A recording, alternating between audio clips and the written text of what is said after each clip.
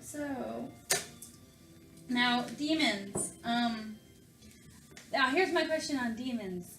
Some people think demons are actually malicious spirits, like people who are like evil, just did horrible evil things in their life, and so that's. Or is there a difference? I think there's a difference because I've had experience with both. Okay. Evil spirits and because as the saying goes, good in nature but evil by your own free will. And there are people that you would consider evil, but not on the level of a demon. Okay. Like, usually if somebody's evil, they have a motive behind it. Yeah. Demons don't have motives behind it.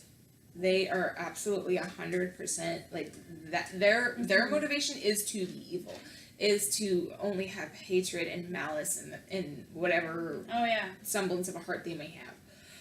But evil spirits, there's usually somebody screwed them over. They had a bad life. They feel like they were screwed over in some way. That's where that evil spirit that comes from. Yeah, is the person that was once living that got dealt the short stick and they can't let go of that. And a demon is, or if they were like a murderer. Yeah, or if they were a murderer and they just that's like kind of like their lot in death instead of life. Demons, 100%. Their motivation is they're evil, and that's what they like to do. They thrive on it. They live on it. They feed off of it. And so, as far as spirits being deceiving, like you would think they can trick you. Like they can trick you. They can. Usually, that's kind of in the more of the poltergeist realm, and poltergeist is just it's kind of caught somewhere in between a demon and a negative spirit. It's held on to that negativity so much it no longer has its identity, and its only motive now is just to mess with you. That's all it is. It derives joy out of it. And that's typically what a poltergeist is. And they go around, they mess with things, they mess with your head. The main thing is they like to play mind games. Yeah. More than throwing stuff, like in the movies, how you see like them throwing things and kind of, doing weird stuff and all that. They want to suck off your energy like a psychic vampire does. Yeah. But they're not living. Like a psychic vampire is typically a living person. That just drains the ever-loving life out of you. Mentally, emotionally, spiritually, the whole 9 yards. But poltergeists don't do that. They get the thrill out of it. They're perpetually a adolescent boy that likes to play tricks, and they get a thrill out of it. Oh man, good information here. Now, okay, so that brings up another question.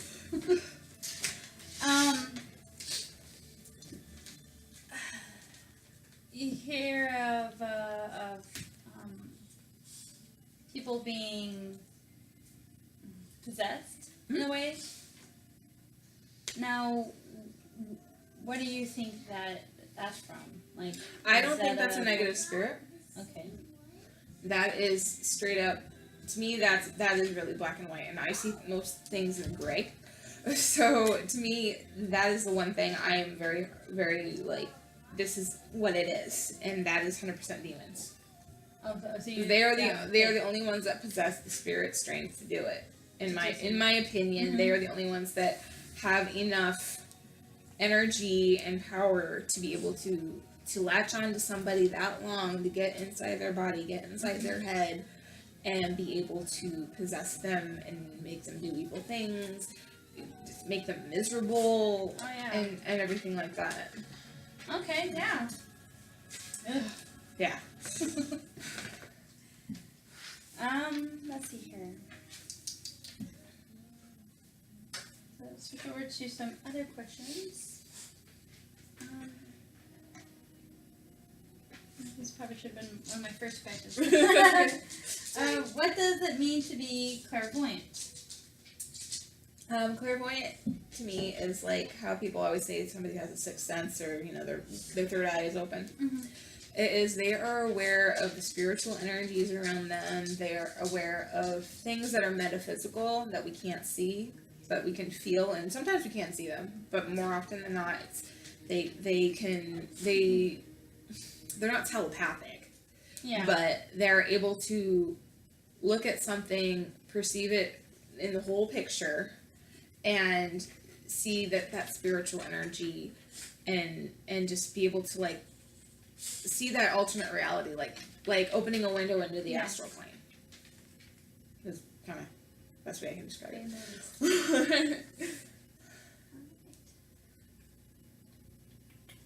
Okay, so scrying. So like, there's different ways of scrying. Mm-hmm. What is your favorite way? My favorite way of scrying, I absolutely love using a pendulum. Pendulum. Because it's a good go-to. You can carry it with you. Yes. You don't need a lighter. I mean, yeah, it's good to light candles and keep, get your black and white candles. Keeping the good. Take out the bad. Mm-hmm. But a pendulum, you can carry it with you. It's always there. You don't have to worry. Like if it gets wet, like tarot cards will get ruined if you get them wet. It's you're not having to haul around a big old deck. You're not having to haul around a black mirror. You can use it and you keep it in your pocket. Keep it in your pocket. Keep it in your pocket, and you can use it at any time. I love pendulums for that reason. I like runes too, but there is always that chance of you losing one, or it's just it's like with a deck of cards, you got to take it out, and there's some assembly required and things like that. So I'm a firm believer in less is more, and I like my pendulum for that. Yes, which I actually found my very first pendulum and I'm very excited about it. It's so pretty. Yeah, it's so pretty. I love it so much. It like resides with me. So I hear you on that. I don't think I can live without it now. No. I love it so much. We could live without it, but I don't think. Yeah, I don't want to. It's not one thing we want to do. All right. So, what are some ways you can ward off or defend yourself against harmful energies and spirits? First, don't go looking for them. Don't go looking for them. Don't go for just like, oh, I want to talk to anybody. Don't open yourself up. And leave yourself unguarded, because it can really let in bad things. You are opening up Pandora's box when you call on spirits. They can cling to you. Oh yeah. And follow you around. I mean, they may not do anything, like they may not, run after you with a knife or anything, but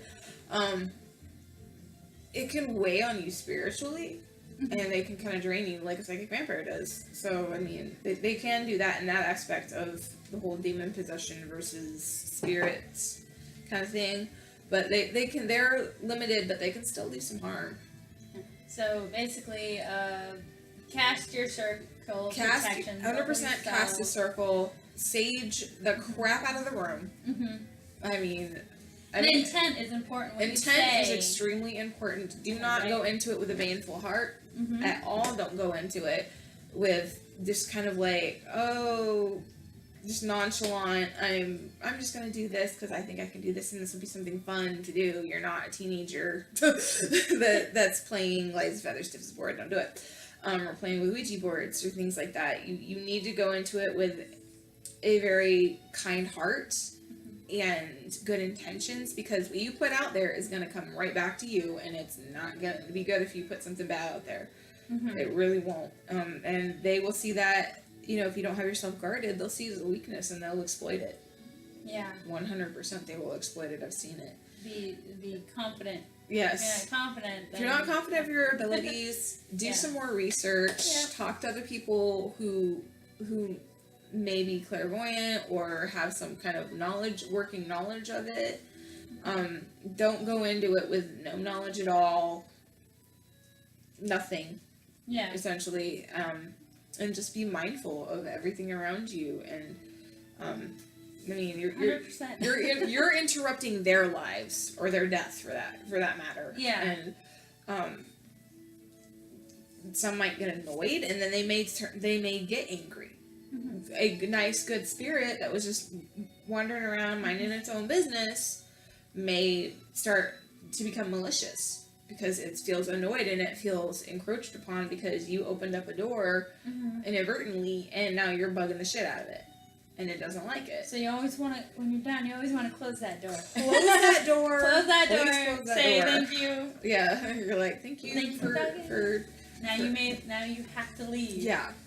Creating boundaries, absolutely knowing that boundary in the spiritual realm and the physical realm, because you don't want something in the spiritual realm to go into the physical realm. Yeah. That you don't want there.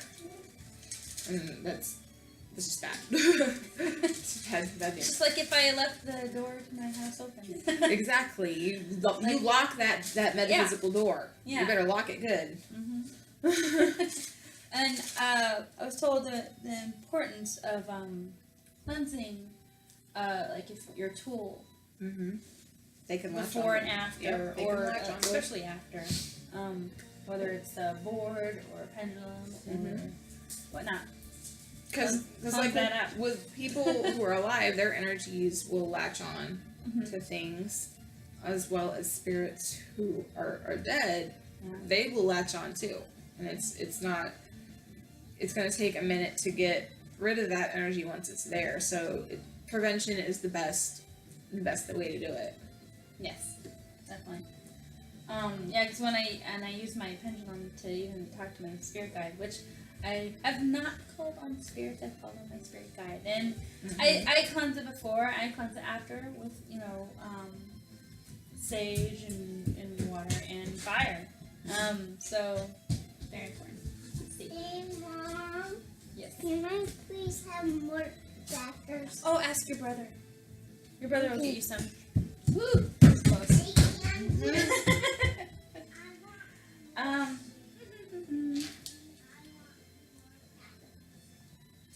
When are the best? Did I already ask you this question? When are the best times for seeing or communicating with spirits? I can elaborate on that one. Definitely, you will see more spirit activity at night. Okay. Yeah. I mean, you can see it during the day, but at night, it's definitely, for some reason, it's called the witching hour for a reason. Oh yeah. What 3 o'clock? Usually like 1-ish to 3, and it's it's definitely that nighttime. You'll see it a lot more because that's when things will kind of settle down and you can hear it better. It's not that you don't see them during the day. It's just it's usually a more calm time. Oh yeah. And everyone's asleep, and you can see things because it's a little better. Kind of like having a backdrop to something that's darker. Yeah. You can see things better. You're just more kind of getting into that rhythm, that nighttime rhythm, and the change of the seasons is definitely a big one. Oh yeah, the energies are totally different during the equinox. The change. Yeah, right now it's super heightened. And there's times like in the dead of winter too, that when there doesn't seem like there's any activity, is when it'll start to happen. Okay. But most of the time it's during the change of the seasons.